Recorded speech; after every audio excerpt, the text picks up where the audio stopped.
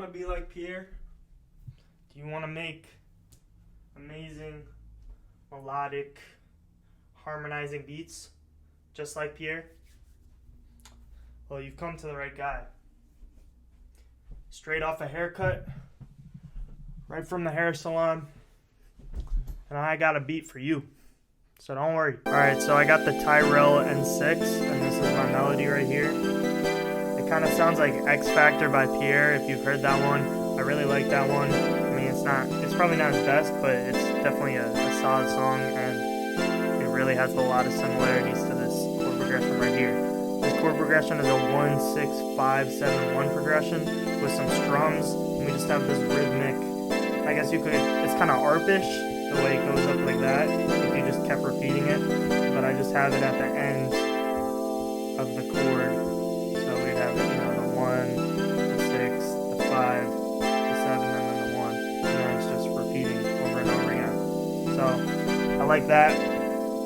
Let's move on. One last thing is you could think of these as a ladder, so it just kind of climbs. I like those. They sound nice and they're easy to implement with the slice tool. Basically, I was making this melody last night, so I have this little horn type of sound. Let's see exactly what it is. It's a Juno strings, so I'm just going to keep playing with this and make a counter melody. So I got this simple counter melody following the ghost notes. It just repeats over and over again, and it sounds nice. Just an octave higher, and it complements the, let's just see what it is. I forgot, honestly. It's just called Glitter, so it just complements the synth down here. I'm just gonna EQ out some of the main melody to leave some room for the high pitch counter melody. Putting some fresh air on the counter melody. So now you can see that the main melody and the counter melody have their own space, which is what I wanted to do. Now let's move on. Adding this little gamer bubble type of sound. Just a little sound effects too, some ear candy.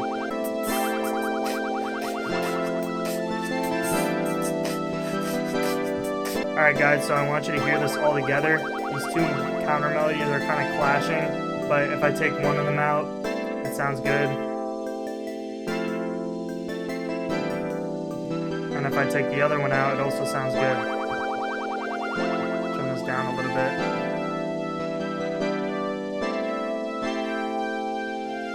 So basically that's what I'm going to be doing in the playlist. Just putting one of these in and taking one of them out.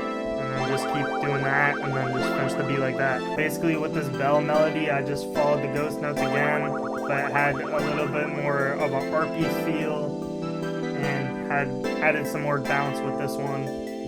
I really like this one. Compared to the other one, I think it's better, but I want to use both of them, so that's what I'm going to do. Yeah, it's not too much crazy theory, it's kind of just following ghost notes as well. And that's usually what you do anyways, it's just different rhythmically, you go up and down the scale, you can do a million different things, but that's besides the point. But that's basically what I did, just following ghost notes. I also wanted to point out that there's a little bit of contrary motion.